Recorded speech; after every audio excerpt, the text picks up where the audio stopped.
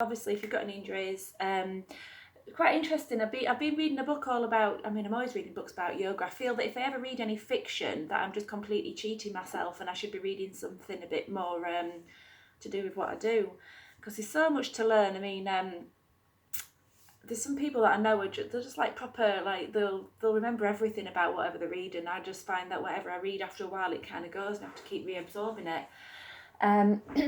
But yes, I've been reading this book about yoga and the history of it, and where we all sit in the middle of it, actually, because there's that many different strands, there's that many different ways of doing it, so many different people's takes on it, that I often think, well, what am I actually teaching at this moment in time? Is it yoga, or am I doing something else?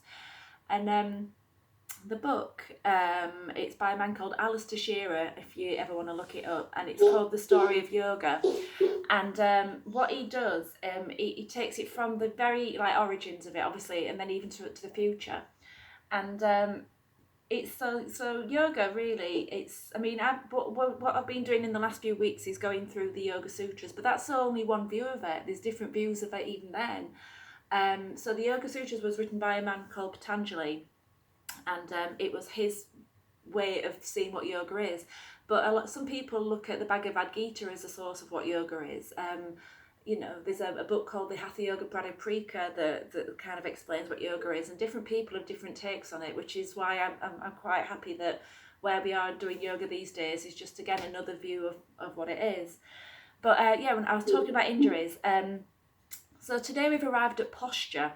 And so we looked at the first week being the yamas, and then the niyamas the second week, and then posture, basically. And what this book, the Hatha Yoga Pradipika, basically says about yoga is that posture is: physical postures should be steady and comfortable. They are mastered when all effort is relaxed and the mind is absorbed in the infinite. And I thought that was quite a nice way just to kind of think about approaching your practice each time you get to the mat, that we should never be looking for pain. I mean, we often know that there's something, there might be a little of a tight muscle. Hello, Christine. I had such trouble getting in today. I think there's just something going on with the internet. So I just like that thing. The physical posture should be steady and comfortable, and they are mastered when all effort is relaxed and the mind is absorbed in the infinite. So initially, I'm just going to mute you all, sorry. I don't mean to, but I have to. The whole idea initially that yoga was this way of trying to get to the self, and I used to it was to the God. I mean, the phrase namaste means greetings to the God within you, and I think once I realised that, I was like, that's interesting. But some of us don't believe in God, and some of us do, but there's also there's another idea that it's the your deepest place in the body is your consciousness, and that's what you're trying to reach.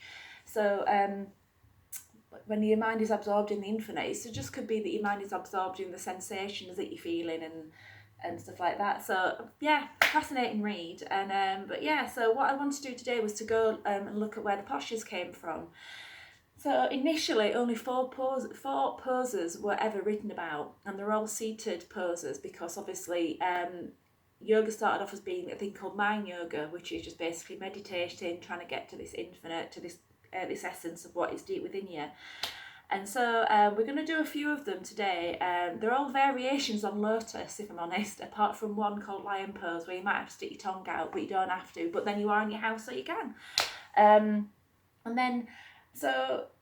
Then quoted in some sources that Shiva, who is like this Hindu god, he has many forms. He said there were 84 poses. And now there's millions and millions of, well, actually then he said 84,000, but 84. So I've picked a few of the ones that, like I said, there's quite a lot of very similar ones. Today I've picked a few of them, and I'm going to try and weave them in and try and explain where they came from a little bit. So I thought that might be an interesting class, because you do think, where's a warrior come from? Is it ancient? No, it's not. It's from the 18th century. Anyway, so shall we lie down? I'll stop talking. So if you've got any injuries, let me know through the chat function. If there's anything you need to say, wave your hand at me, and I'll have a little look at what you're doing. But just make yourself comfy.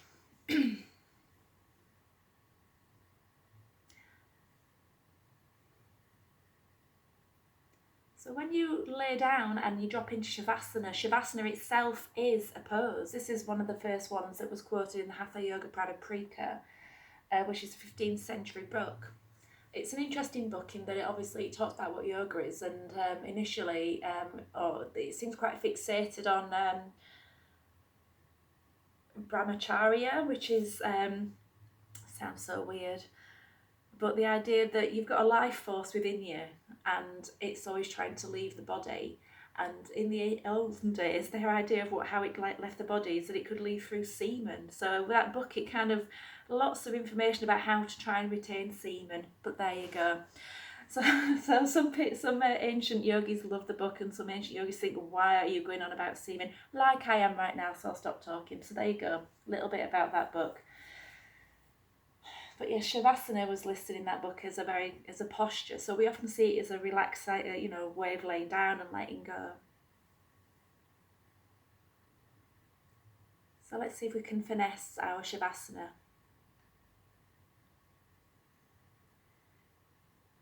So obviously you've always got to pay attention to how the body physically feels. So again, a posture is mastered when it feels steady and comfortable, and when your body's relaxed. If you're noticing that something is giving you a bit of a hard time, if you notice that your back's a little bit sore, for example, then you can always bend the knees.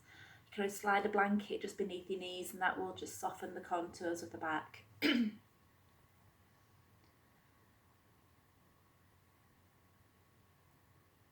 And there's lots of directions you can give towards your Shavasana. You could think about, maybe tucking your chin in towards your throat and allowing the back of the neck to lengthen.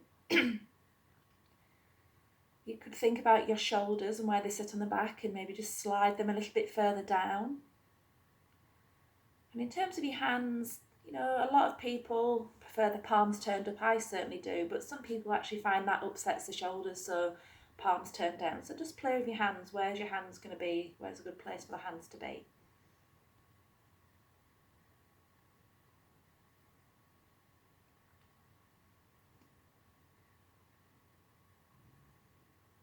And so Shavasana, it's a relaxation pose. And I just want you to pay attention to the physical tension you hold in the body.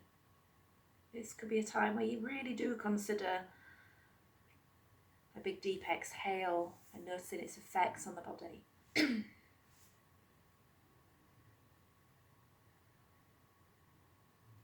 So you just to not be like a scientist, but have a little bit of curiosity with the body. So from the back of the head to the tip of the pelvis, how do you sense your spine in the middle of the body?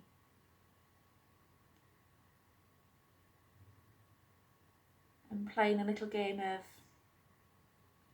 spot the difference. Do we feel that the body feels symmetrical, or do we feel there's little differences in the way the body leans into the floor?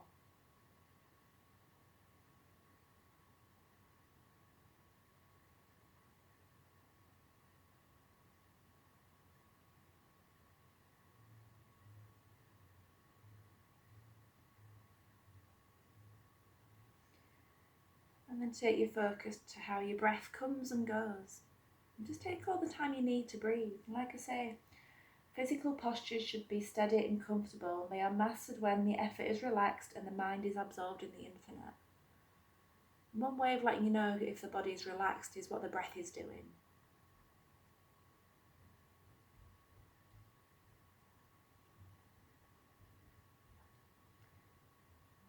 So Paramukkhasana is a sequence that was developed a few hundred years ago, and we're just going to go through it now. So it's that joint freeing exercise. So I want you to start all the way down by the toes and the fingers. We're just going to give them a bit of a wiggle.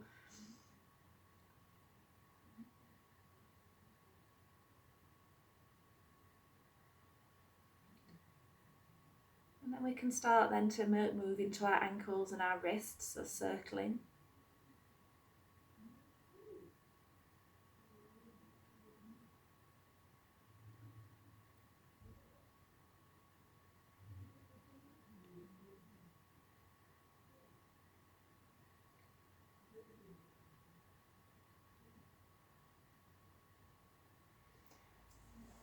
And then relaxing your hands, relaxing your feet, we can start to take the movement up into the knees. So bring your knees into the belly. And then place your hands and the knees. And then taking your feet up to the ceiling. And then bring your heels in towards your bottom. So just again, hinging at the knee.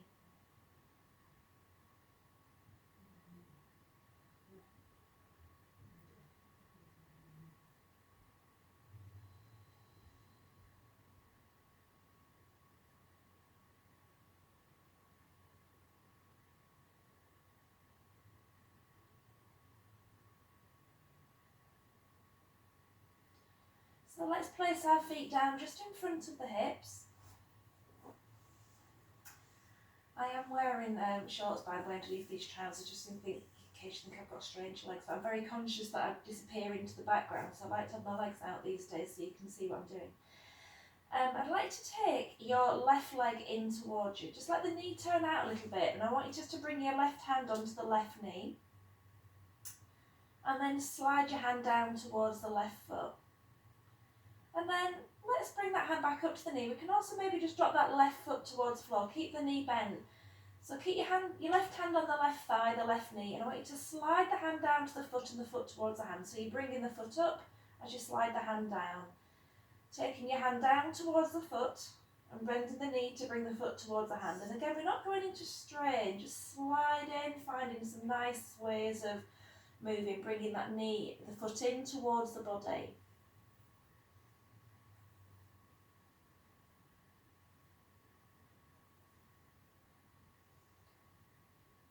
And then what we could maybe think about doing is maybe holding the ankle. Maybe we can wrap our fingers around the big toe of that left foot. Maybe, find a really good place to contact and connect to the foot. And we might not straighten the leg out, but see how you feel about extending the leg a little bit. So again, there might still be a bend in the knee. So again, coming back to the idea that the posture should be steady and comfortable. And the posture is mastered when the body is relaxed. So if you tend to find that you're like, please take away the effort. You're just going to find some nice ways of taking the leg out and bending the knee and bringing that foot back.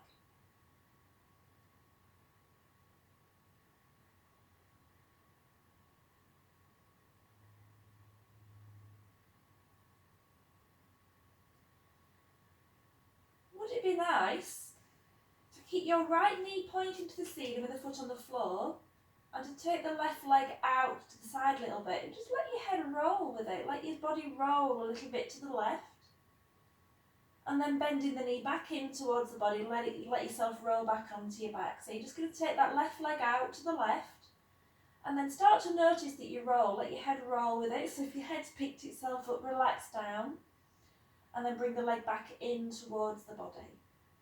And just again do that a few times to see how you feel. Can you allow your body to relax enough to roll to the side a little bit? So you're going to notice your left side leaning into the floor, your right hip's going to come off the floor, and again keep your right knee pointing to the ceiling. So if you notice your right knee's gone in, just see if you can point it, just keep it pointing roughly to the ceiling. And then let's bring that leg back down and just place the foot into the floor by the right. And then we're going to bring that right knee away from the floor. And again, slide your right hand down towards the foot, bring the foot towards the hand, and again, bring the foot back to the floor. So just maybe imagine you just got something on the sole of the foot, or you've got an itch, and you just want to lazily bring that foot in and just give it a little bit of a stroke. So slide your hand down the inner thigh to the foot, bring the foot to the body, towards the hand. So again, keep the knee bent. Just oiling that joint a little bit.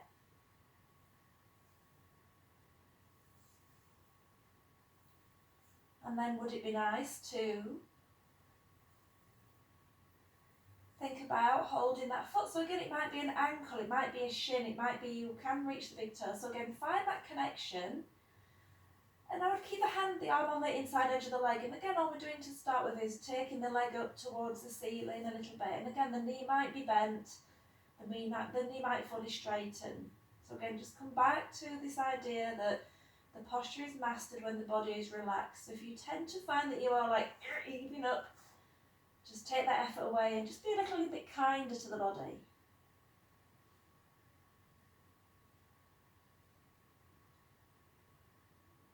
Again, we can maybe think about taking that leg out to the side. So if you're holding the ankle, it might have to just just wrap your hand around the outer edge of the ankle. So start to take to extend the leg out to the right, and again begin to roll with it, let your head roll with it, let your shoulders roll with it. Keep your left knee pointing to the ceiling, and then to come back, bend the knee and let that foot come and roll you back to centre. So again, take the leg out, roll with it, and then bend the knee and come back. So again, the effort is relaxed. Lovely. Take your time. There's no rush in these movements. This is still, the way of warming up the body.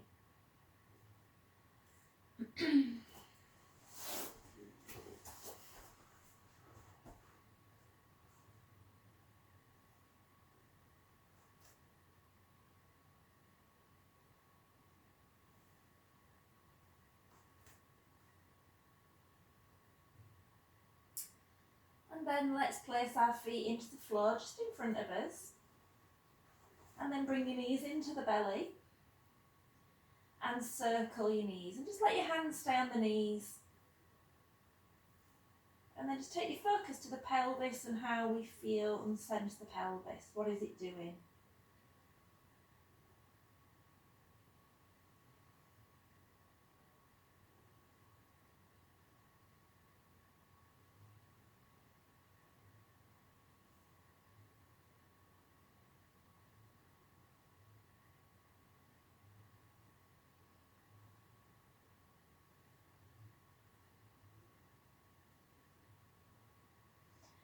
So placing your feet down onto the floor just in front of your hips. Get just to know your pelvis, as we do generally in this lesson. We're all about the pelvis. So notice the base of your pelvis, and I want you to roll, press and lean that lower part of the pelvis into the floor. Now just allow the lower back to arch. Imagine that you could let a little tiny animal go underneath the lower back. And then we're going to roll and press the lower back into the floor. Again, roll the tailbone forwards, feel the weight of it. And then again, roll and sink the lower back into the floor. And then just see if we can do that by using the feet. So we're just going to relax the leg, relax the spine. And then try to pull the heels towards the bottom again. Feel how that pelvis leans into the floor. And then push the feet gently away and get the lower back to lean into the floor. So we're just using the feet to move the pelvis.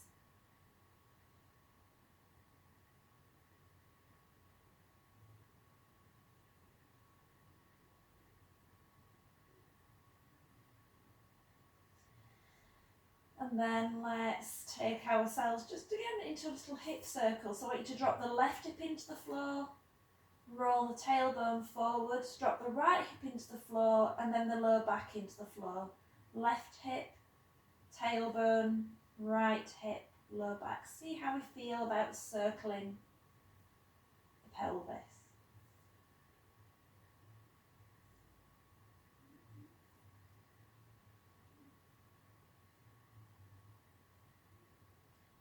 We can always take it in the opposite direction as well.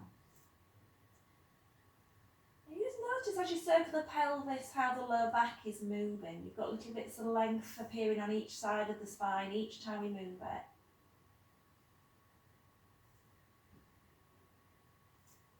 Okay, so let's bring our knees into the body. Just give yourself one more hug. And then we'll find our way to seated.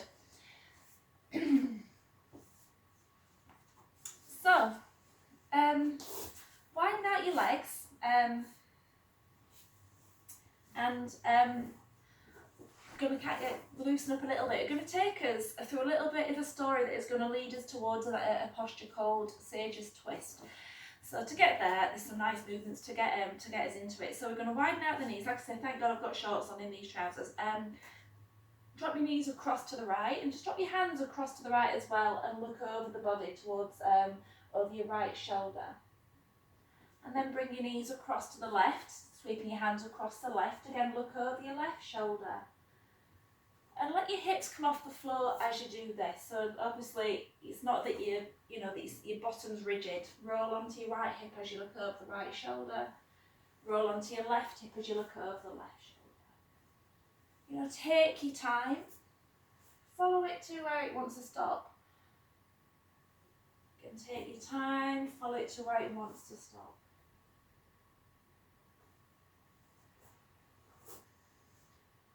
And then what we could maybe then think about doing is sliding your hand away. So as you move across to the right this time, take your left hand onto the floor and slide it away from you. Slide your left hand back in, and then roll across to the left. Take your right hand to the floor and slide it away from you to this top corner of the room, and come back. Slide in the opposite way, and again slide your left hand away. Coming back, sliding your right hand away. Maybe even get your elbows to the floor if you wish to. Again, slide. Elbows to floor, knees move, and again slide. I want you just to notice that this movement isn't just from your arms, it's all the way from your pelvis. It's like you're reaching from your pelvis to your hand.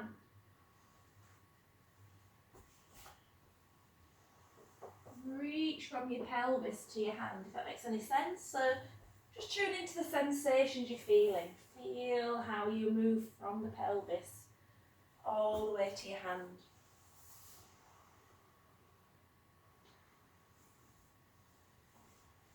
Lovely movements, everybody. A really lovely way of mobilising the hips and the lower back. Okay, so let's take ourselves to seated, and we're going to just come towards now our posture. So let you come to sit with your feet in front of you, and then drop your knees to the right and let your pelvis turn as well. So your chest is turning to the right. Your right hand will just come to the floor just behind you, and then your left hand will come across to your right thigh. And so just notice your body's turned naturally to the right. So let your chest turn to the right and turn your gaze over the right shoulder. So a lovely sense of spiral. And just take your breath your awareness into the right side of the body, the right waist, the right hip. Just softening into the jaw a little bit. And sometimes, some of the directions, particularly in some forms of yoga, is that we should push into movements. So I don't want you to push into the movements. I want you to instead just feel your movement in your shoulders as you breathe, that natural expansion as you breathe into the shoulder. Your ribs are expanding. And as you breathe out, there's a softening. And maybe just let that shoulder relax a little bit. So maybe as you breathe out, let the twist soften. And maybe as you breathe in, let the expansion into that rib bring the right shoulder back a little bit. And as you breathe out, maybe just let it soften a little bit. And as you breathe in, the ribs are expanding underneath those shoulders. Let the breath bring you deeper. And as you breathe out, just let it soften. So I don't want you to wrench yourself around. Please don't push, but just let your breath move the body. And I see that really is a really nice meditation in itself. So, the idea again that the posture is something in which to meditate upon the self. Tune into what you feel.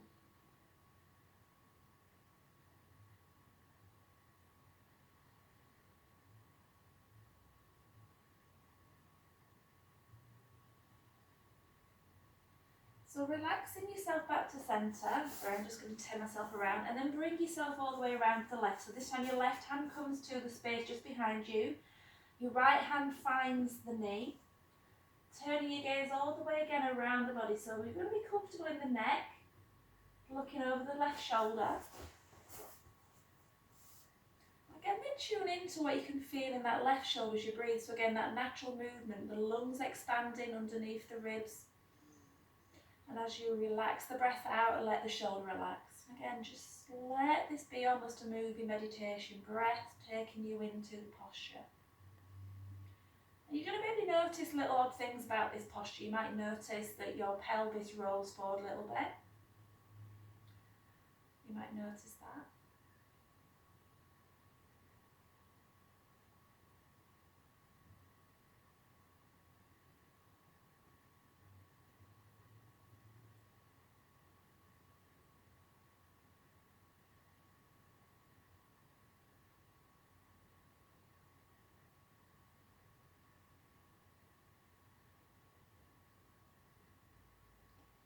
And then allow yourself just again to fall to centre. So there is another part of this pose, and it's to take one foot up onto the thigh. So as you bring your feet and knees again to the right, how would it feel to take your right foot and place it on the left knee? And actually see how it would go. Some people bring it all the way up to the ground. That might be really horrible. So see how that feels. How does that feel as a movement? If it feels horrendous, bring it back to where it was before. So I feel quite comfortable. A lot of the postures, the seated postures actually initially did have this little bit of wrench on the knees, this kind of movement on the knees. So again, if it doesn't feel right, you don't go to there. Slide your hands again around the right, left hand on the knee. So again, if you have got that foot stationed on that thigh, can you bring your right hand around to take hold somewhere that foot? It might not want to go, depends sometimes I think on the length and the physics of the body.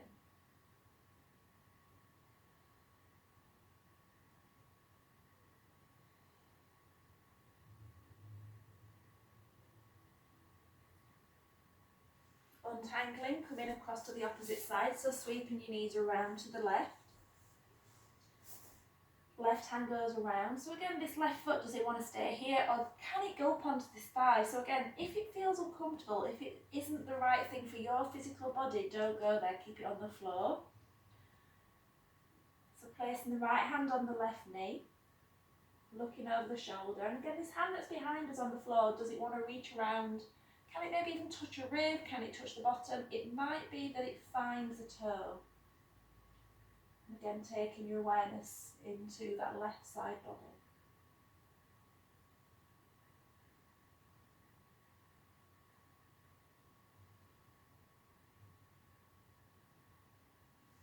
Untangling and take yourself to seated just for a moment, and just take a moment just to pause. So where I want to take us next is into lion pose. This is the one I said about the face. So this is actually one of the first 4 poses that were ever listed. And the reason I like it actually is that it kind of gets your spine moving in a really nice way. So I want you to sit comfortably on your shins. My toes are flat on the floor, but you might want to stretch. I find actually having the toes stretched out a little bit more uncomfortable. So sit down with on your shins.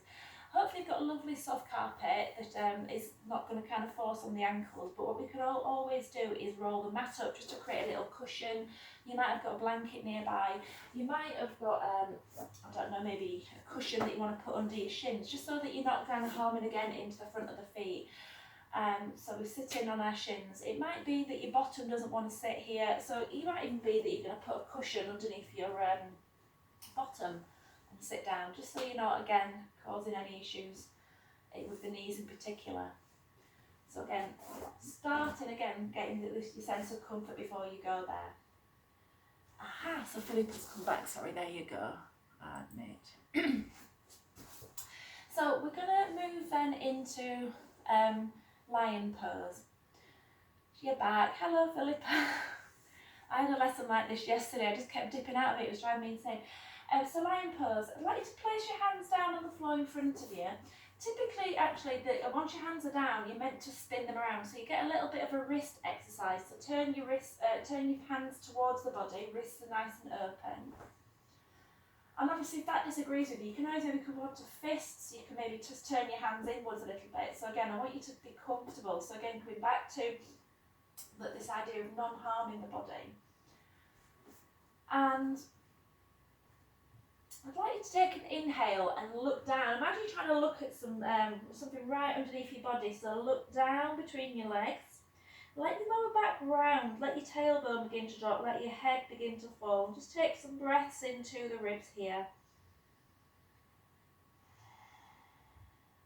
Take a breath into the back. And then as you breathe out, start to look forwards. Notice your pelvis might be rolling back. Try to look forwards. Look all the way up to the ceiling. And then as you breathe in again, look down the wall in front of you, look along the floor, look along the mat, and again, look all the way. Imagine you're just trying to see your big toe underneath your body. And then again, as you breathe out, begin to look forwards. Tailbone begin to slide back. Notice your spine beginning to extend and your heart come forwards. Breathing in, looking down to the body. Breathing out, looking forwards. Breathing in, looking down to the body. So again, we've got a lovely arching of the spine.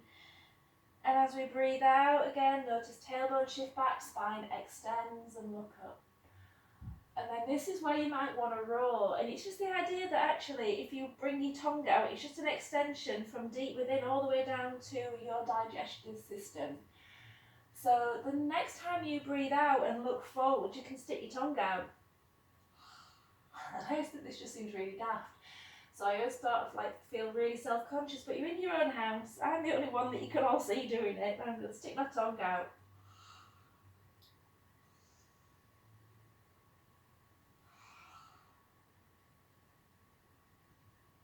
I'm not sticking my tongue out anymore. We've got that beautiful mobilisation of the spine.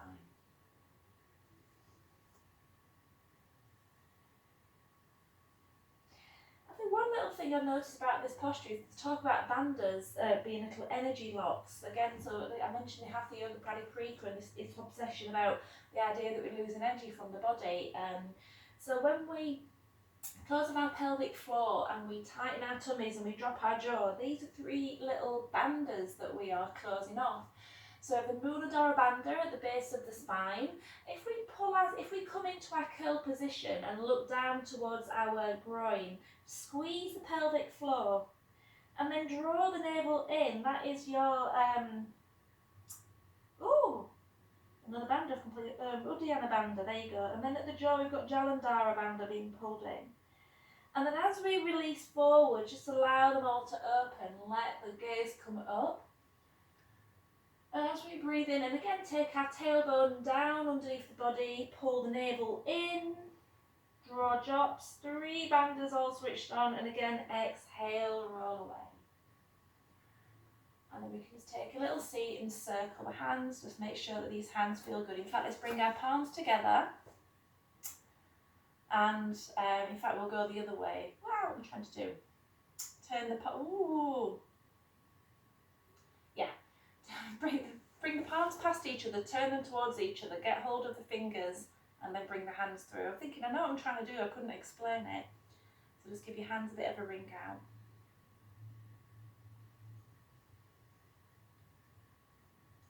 But the lion pose then leads me to another little pose. So the dog pose, again, isn't an ancient posture. So some of the postures we're going to do now actually came from the British Raj. And a Danish gymnast called Niels Buck, who they have these little wrestling gyms in the 1800s, so the British Raj attended. And so the next few poses, what am I trying to say, the downward facing dog, plank, up dog, all came from that little era. So this is what we're going to explore now. So again, some nice ways of getting into them. So let's place ourselves on all fours. So this mat is a bit nuts, it's circular and it's getting deep here. And using the same method as we just did from our lion pose, I want you to look down towards your feet, let your lower back round, but then drop your bottom down to your heels. And then look forwards, let your chest come forwards and come back up onto all fours. Look down towards your knees, spine arches, bottom drops to heels. Look forward, spine extends, come back to all fours. So again, using that movement just to soften your hips down towards your heels. So rounding on the way down. And again, leading with the heart open on the way up.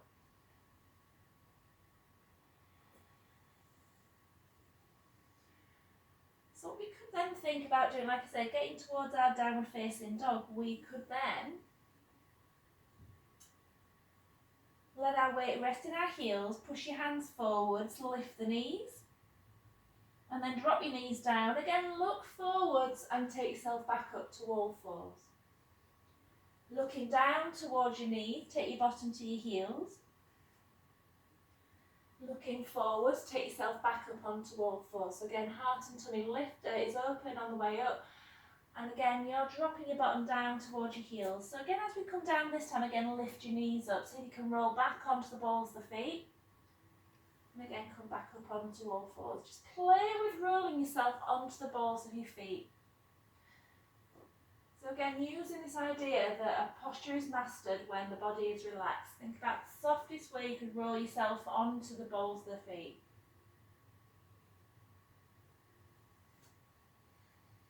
Just concentrate on just doing that a little bit easier.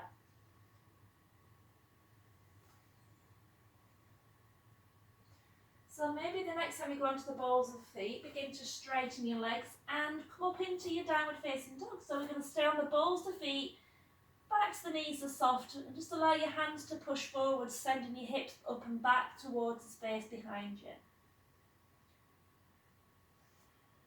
So again, yeah, this came from Indian wrestling, it came from some gyms. Again, it's not an ancient posture that we would think. It's not in the Hatha Yoga Pradipika. But yoga is always changing, always evolving. So again, let's take our knees back to the floor and come back to all fours. And we can do it again, rolling onto the balls of the feet. And we could add in another little thing. We could take in squats. Squatting is something that Indians do all the time. You know, they've never forgotten the art of squatting. It's us lot that sit on chairs that have forgotten the art of squatting. So how would it feel to roll yourself in, walk your hands in and roll into a bit of a squat, rolling onto the balls of the feet. Taking your knees back to the floor, walking yourself back to all fours. Pushing yourself down onto the balls of feet and rolling up into dog. And then taking your knees back to the floor. And then walking your hands in, taking yourself into a bit of a squat. Taking your knees back, walking your hands forwards.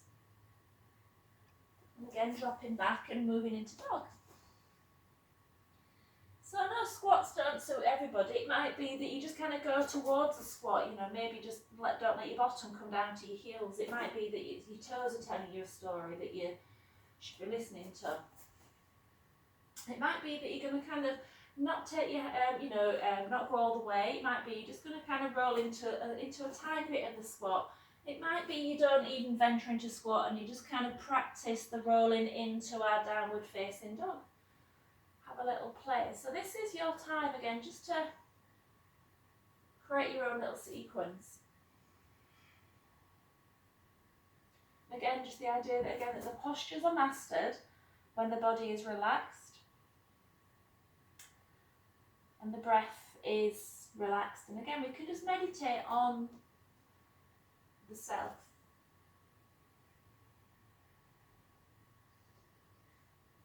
So again, could be whatever it is you want to meditate on, but I just like to meditate on the sensations and the movement.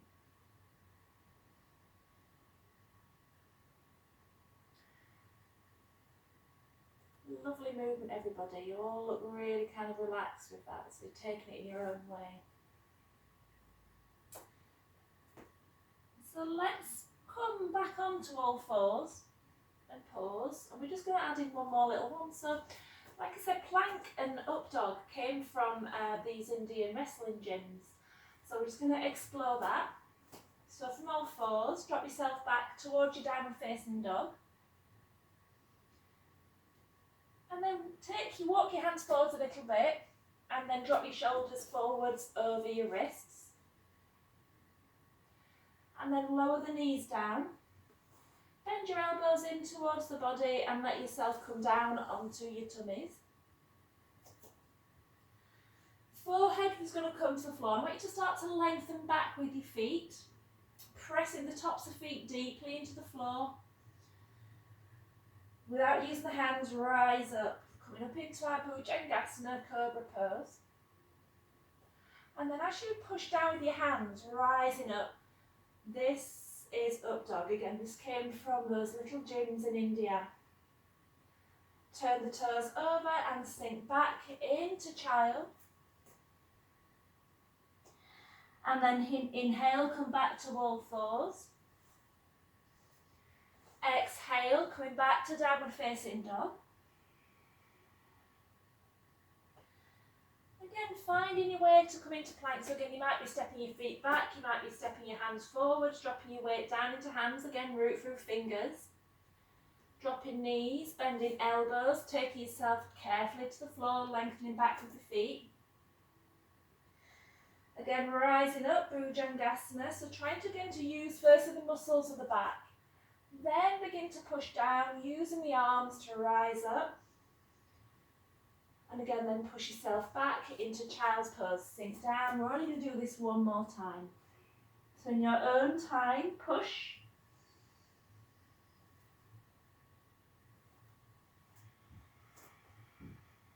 Into dog.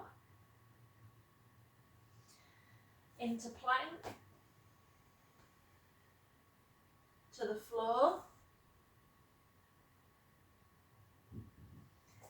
And up into our cobras. Sink yourself down into child at the end of this little sequence and just take a few breaths, roll out the hands and prepare for the next sequence. We're going to come towards standing.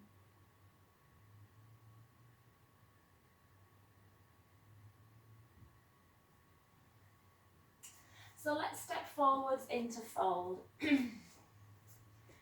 So feet are going to be down underneath your hips with the feet pointing forwards. Don't have your feet together, knees are bent. I want you to think about your belly resting on your thighs. So bend your knees so much so that we can get that connection. So again, compress the belly on the thighs. Let the head fall forwards and relax the neck. So we're going to come up into chair. So chair's a really old pose and it's actually changed its name. So Utkatasana is chair. Was a different pose originally, so I'm going to try to get us to the original pose in a second. So to come to chair, begin from this pose, drop your bottom down to your heels, letting your weight go into your legs, look forwards and sweep your hands back. And then we're going to push down with the feet. Feel the push drive us up to standing, keep the knees bent and bring the hands to the sky. So to do that, hug the ribs in towards the spine and just sense we have got a neutral spine, tailbone lengthening back, head reaching up. Straighten the legs, come up to Tadasana, bringing the hands to heart and exhale. Inhale, hands to sky. Exhale, bend the knees. So again, knees over toes, and have a look down, so you just want those knees going over the middle toes. 2 breaths. Even interesting, we're staying here for 5 breaths. This came from Patanjali Joyce and Krishnamacharya, who figured that 5 breaths was a good amount of time to stay in the breath, in the postures. Inhale, rising up. Exhale, hands come to heart. Inhale, hands reach to the sky. Exhale, bending knees, coming down to chair. Inhale, rising up, push with the legs. Exhale, hands to heart. Inhale, rising up. Exhale, bending knees. Inhale, oops. I'm getting to come up already, I kind of changed the sequence. So again, we're going to come down, we're going to stay in the chair for 5 breaths. Inhale, rising up. Exhale, sinking down to chair. Pause in here for 5 breaths.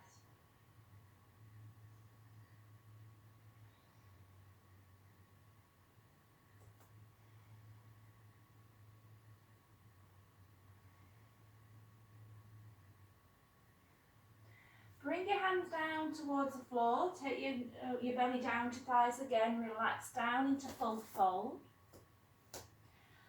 And then we're going to bend our knees again, belly goes to thighs, look forward, sweep hands back, and again push yourself back to standing. Exhale, bend the knees, coming back down to chair, 5 breaths.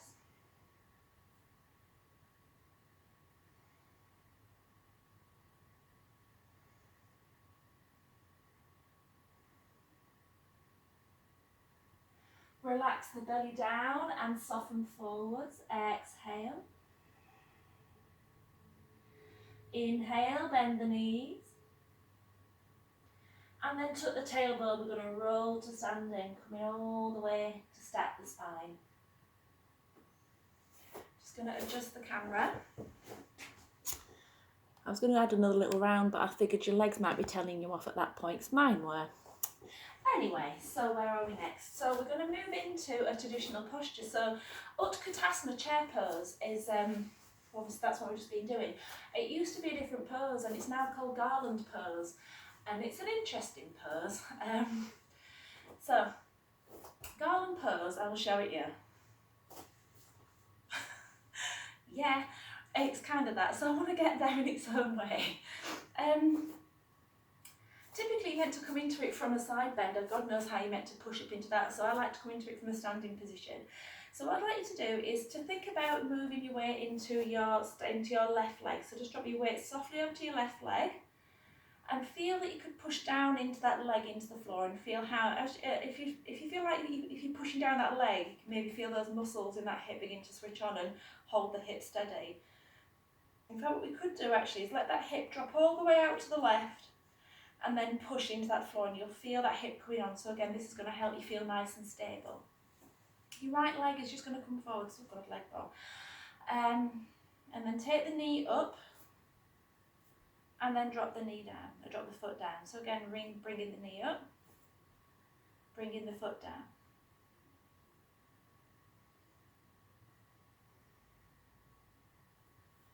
So take the foot up, and then we could take the knee out, bring the knee back, and bring the foot down. Bring the foot up, take the knee out. So try and keep everything facing the front, and then bring the foot back, bring the knee down. Bring the foot up, take the knee out, bring the foot back, take the knee down. So maybe on this next iteration, our fifth one, we're going to keep the knee out to the side, take hold of it. And you're pushing with the hand through the leg into the hips. It's like you're pushing that knee back in. So this should help you feel nice and stable. I'm not very stable in this at all. You might want to take that hand and place it under the thigh and hold the leg. And then once you're holding that leg, see if you can straighten the leg out.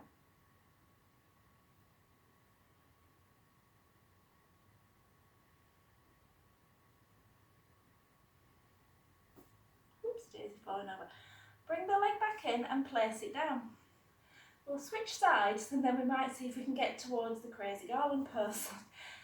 Drop your weight into your right hips again, let the hip push out. Push down with the foot, feel how those muscles are engaging to keep yourself from dropping into the hip joint. Left knee comes forwards. And then again, just inhale, lift the knee, and drop the knee. Just doing this 5 times.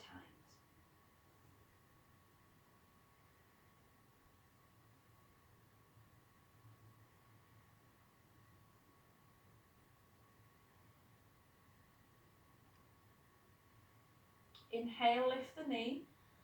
Exhale, take it back. Inhale, bring it forwards. And exhale, drop it down. So again, 5 times in all.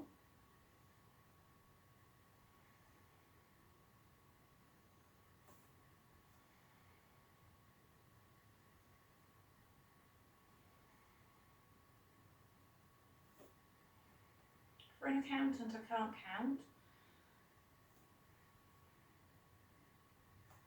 So the next time you take the knee out to the side, again, this is one of the options to hold the knee and not to go any further, and you're pulling in with the arm to hold that leg steady to the body. You might then take your hand under the thigh, and you might think, I'm going to straighten the leg. 5 breaths. So again, be comfortable. Let your breath tell you where to be.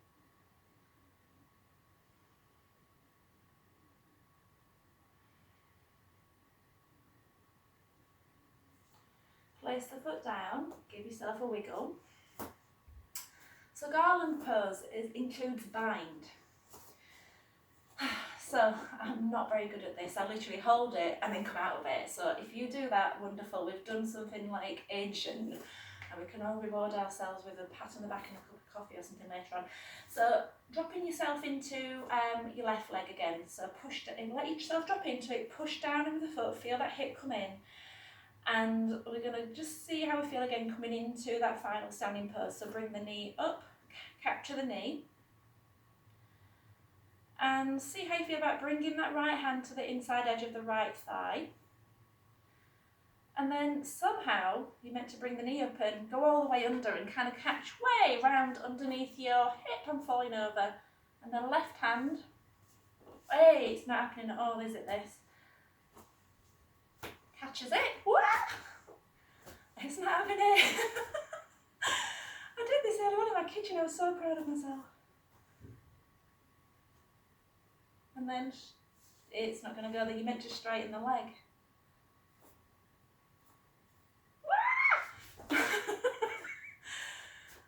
Brilliant pose. You might have my nail out on the opposite side. Oh, I think we've got some people doing it. Well done, you. But it's a bind. Your body kind of turns towards the right as you do it, and you're pushing with the back of the arm into it to turn the chest. Interesting posture. So let's switch to the opposite side. I think I can do it this opposite side. So dropping your weight again into your right hip. I think it's always interesting to see if a teacher can't do it. You know, we're not masters of everything. Pushing down with your right foot into the floor. Left knee comes forwards, bring it up, take it out. And then again, you might hold the knee, you might be holding the thigh.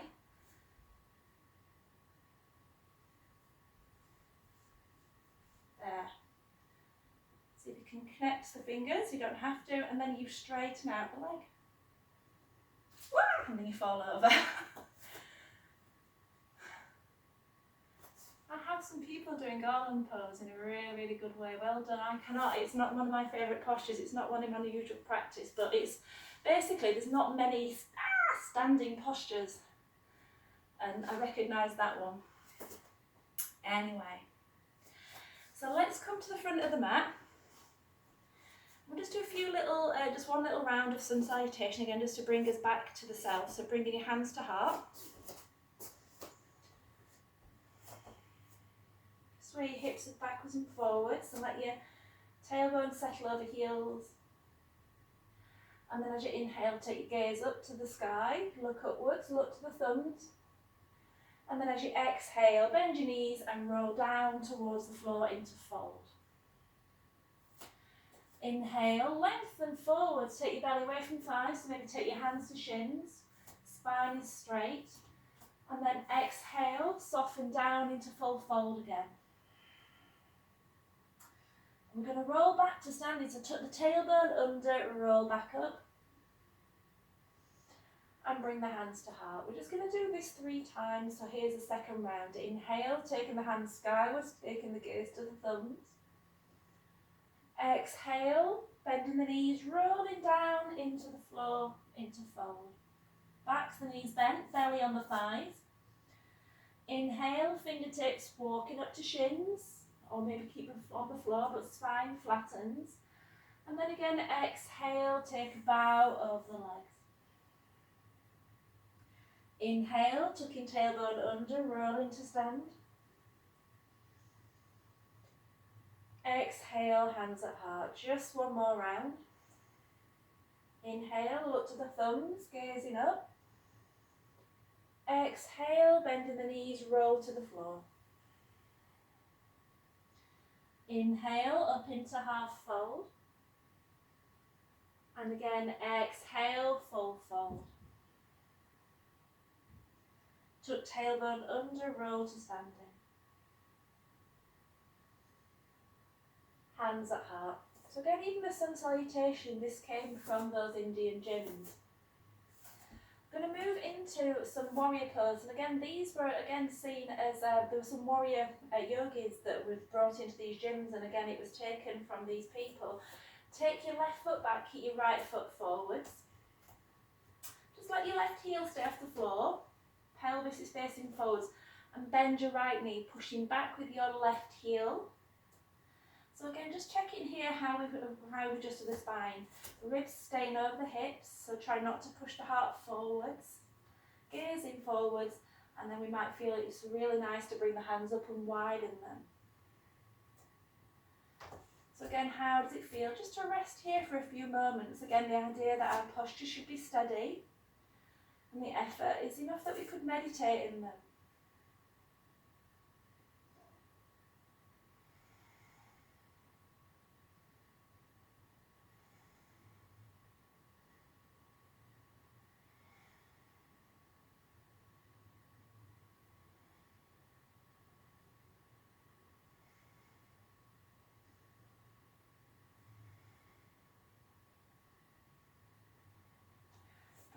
hands to heart.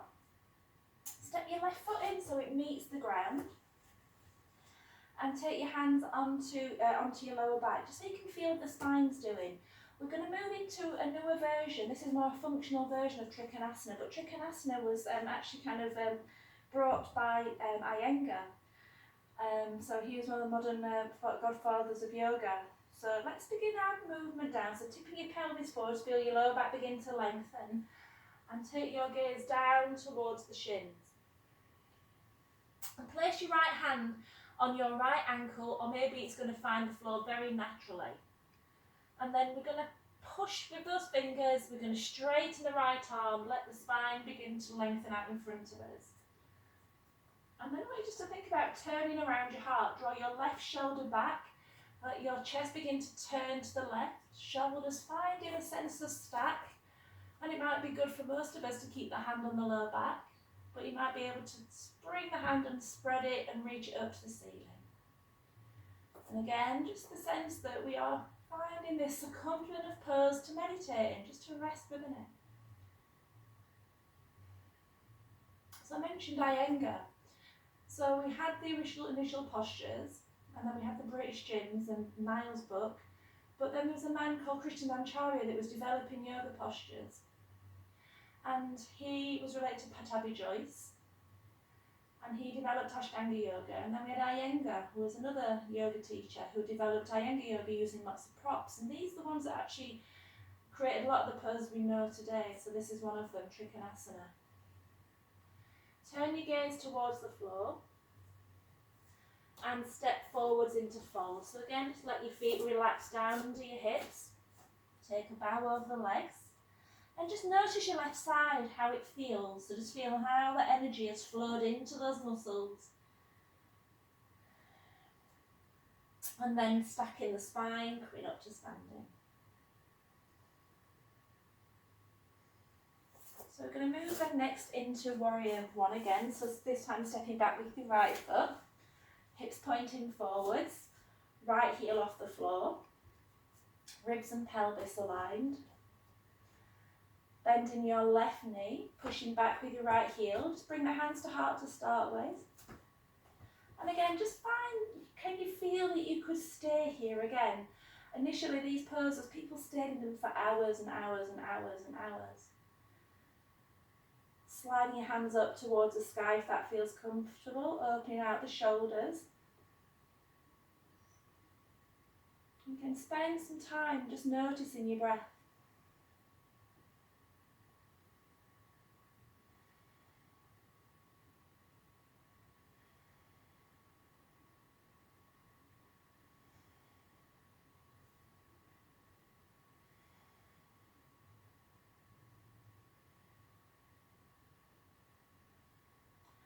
Guide your hands back to your heart. Step your right foot in and let it find the floor. Hands go behind the back just so we can watch what the spine does. So I like the sensation of it lengthening down. Looking down towards your left big toe. Take an inhale and then tilt the pelvis and feel how the spine begins to lengthen down the shin towards the foot. Relax the neck at the end. And place your left hand maybe on the floor, maybe on the shin. And then begin to straighten the left arm and let it bring the spine forward. So again, you're going to feel that gap appear between the thigh, spine nice and long.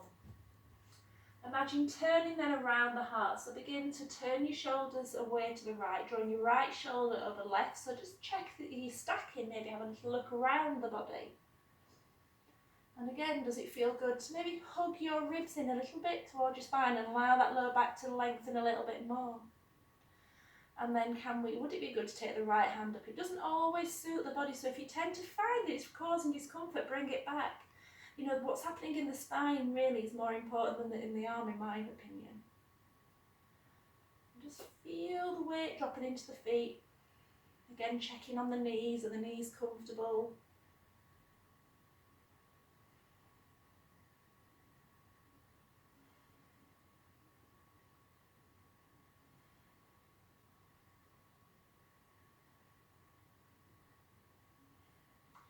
And then turn your chest towards the floor and step forwards into fold. Take a bow. then we're going to move to the floor. Oh, you lucky people, I've not got time to go and teach you bow pose. So, I've lost one of you again. Who's dipped out? Oh, you're going. Bye. Right, so the next thing I want to do is to take us into another one of the initial poses, again from Hatha Yoga Pratiprika, and it was I think it's called East Side Pose. It's basically a full fold called Paschimottanasana, but there's some nice ways of getting towards it to release the hips. So we're going to do something we did, I think it was last week, where we stroked our leg and thought it was really nice and soft. So take your right foot out in front of you, left leg out to the side. That left leg, it can sit like this, you could have it this way, but whatever it's going to do, you're just going to let it roll with the movement, so don't let it be rigid. And then what's this called? It's called your left hand, isn't it? Place it on your right thigh, and your right hand, I just want you to move it down by your right hip. And you're going to be led by the left hand. Slide it down towards your right foot, and then slide it back.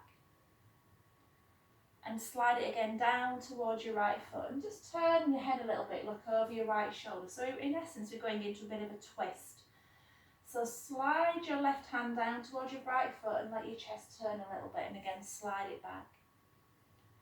And slide your hand down towards the foot, and again turn the chest a little bit, and again slide it back. And maybe you might be able to reach a little bit further forwards beyond the foot. Again, this be guided by your own body. Slide it down, turn your body, look over your right shoulder. Imagine you're just trying to look to the wall just behind you on the right. And again, slide your hand back up. So it's left hand, right foot sliding. Again, allow your chest to turn and look over to the right. Turn your body, look over the right. It might be quite nice at this point to, just to notice your left hip. As you do it, your left knee's going to turn in a little bit, your left toes are turning in a little bit.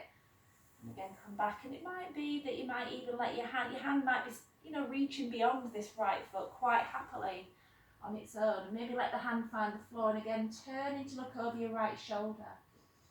And it might be quite nice at some point just to maybe pause in this twist.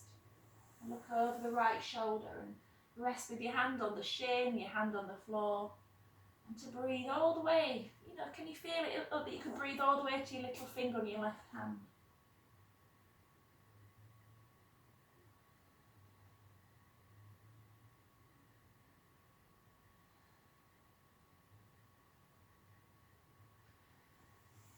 So let's come to seated and switch the opposite leg. So like I've got my legs open, you might have got one leg tucked under behind you. So I'm going to switch legs and looking towards your left. So your left hand is on the floor by your left hip, and your right hand is on your left thigh.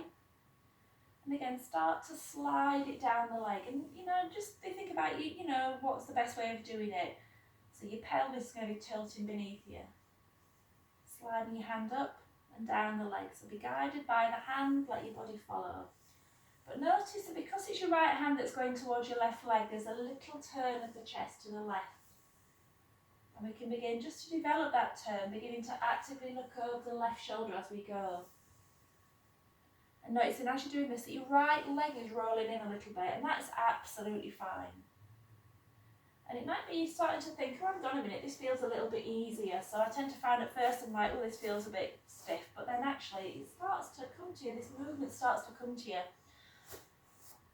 So can you slide your hand off the foot, and will it, I'm not saying push it forward, but will it go forward? Does it want to just let it go to a natural stop? And again, notice that as you're doing this, you're twisting. So as you do it, maybe look over your left shoulder.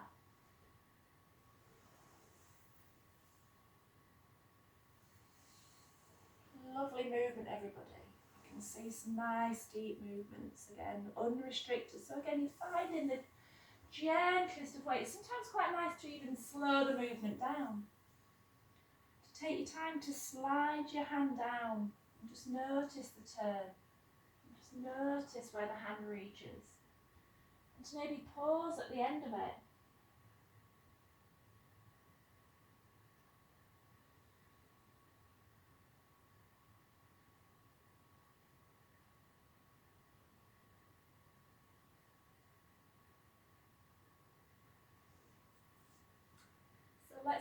ourselves to seated, and we're going to take ourselves into the full fold. So Paschimottanasana, forward fold, seated forward fold, was from the Hatha Yoga Pradipika, 15th century book. And so I thought it'd be quite nice to limber up the body in that way, because sometimes I feel when we go into folds, it's always a bit of a creepy thing. So let's approach it in the same manner. So, Iyengar, he teaches this with the feet pushing forwards, toes to ceiling, and a proper hinge, but I'm thinking it's really nice just to kind of flow into it. So take both hands to the shins, and to slide your hands down to the feet. And again, just to bring your hands back up to the shin, up to the thighs, and again, slide your hands down towards the feet. Just feel how your spine stacks as you come to seated, and let your hands slide, guide you forwards. So you might notice that your hands don't reach your feet. Your hands might be wanting to ski jump off the end of the feet. Your hands might be just tickling the edges of the feet.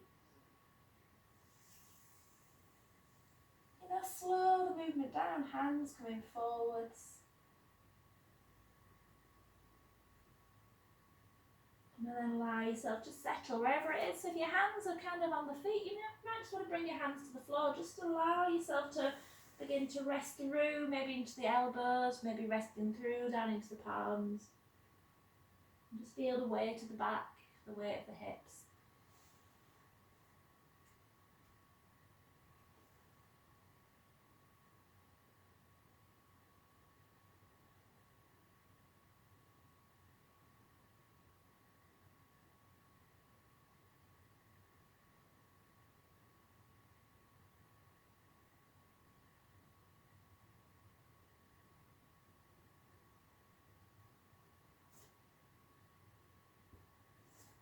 Walk your hands back in towards the feet.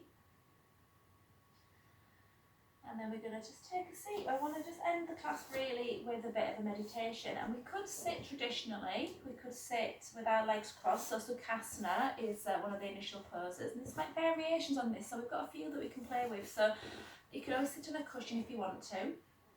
So Sukhasana is it's easy pose.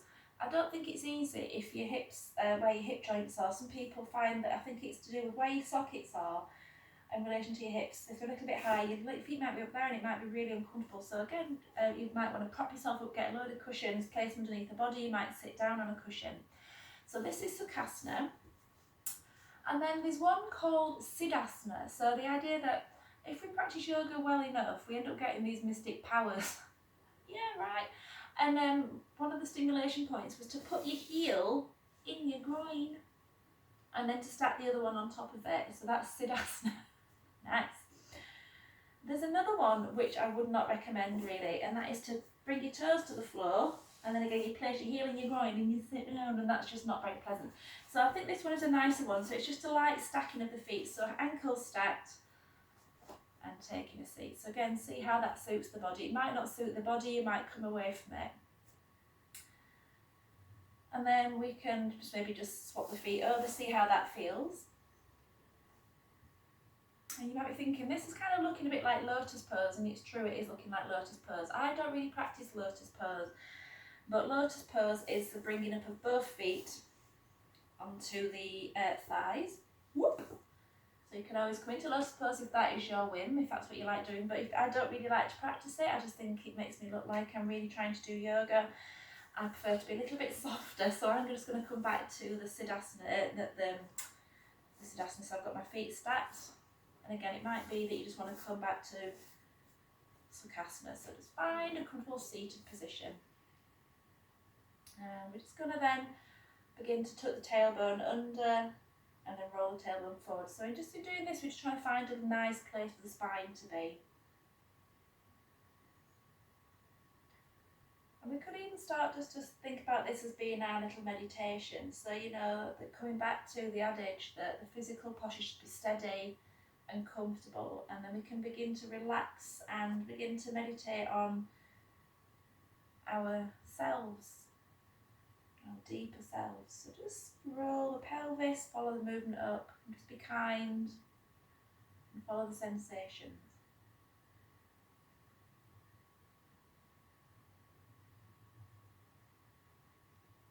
And we can just begin to maybe circle ourselves around as well, so let the pelvis begin to circle. spine begins to circle.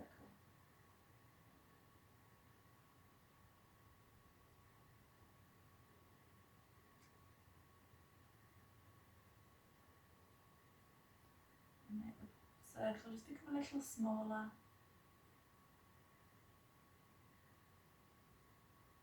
And allow yourself to come to stop.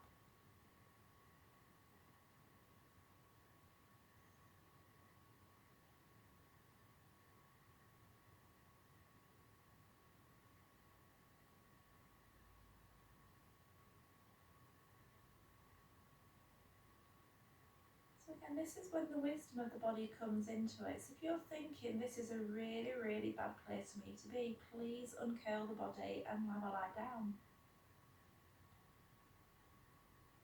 But you know, the first four poses, the lion pose, the lotus pose, the asana, and this one itself as well, these are all the poses just to prepare you to sit in. So you know, initially when yoga was practiced all those thousands of years ago, it was mind yoga. It wasn't the physical postures. It was all about just this sense that, you know, we are made of layers of consciousness, layers of thoughts, feelings, and then just deep within us, you know, they believe that there were little gods within us. I'm actually just reading a book about the chakras and the idea that these gods were at various parts of the body. But you can also just look at yourself and just know that deep within yourself you've got, I don't know, this inner essence that we sometimes found is shrouded by thoughts and all our worries.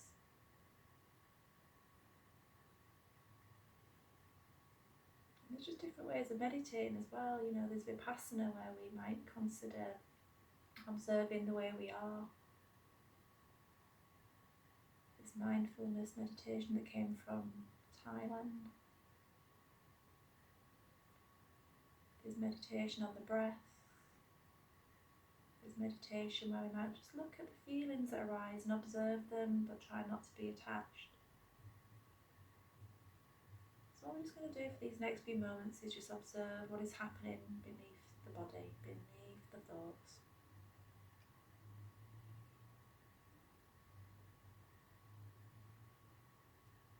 Just imagine that, you know, you've taken some photos and you've gone into a dark room, and as you take the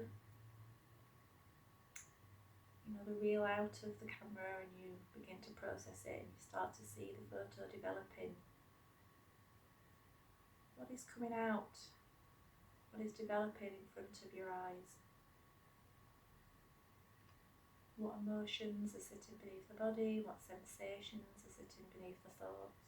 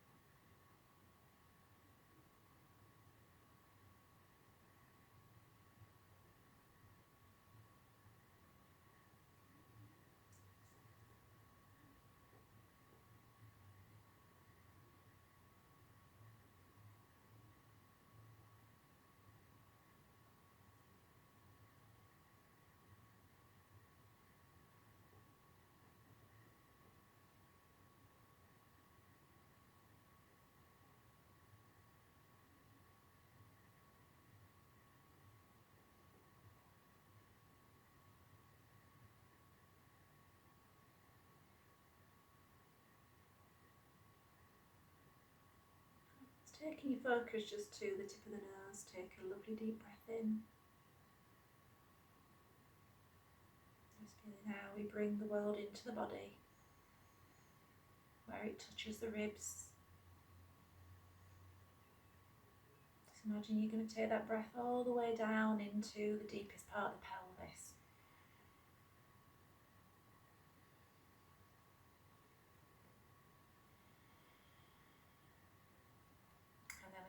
our hands just to our hearts. If we're lying down, hands to heart. And then we can take our hands towards the space behind us, towards the ceiling, towards the wall if you're lying down. And then bring your hands down by your hips, and again if you're laying down, roll yourself to seated. And I need to pause the camera, I think. So yeah, Namaste means greetings to the God within you, so it's just greetings to whatever is deep inside. Namaste.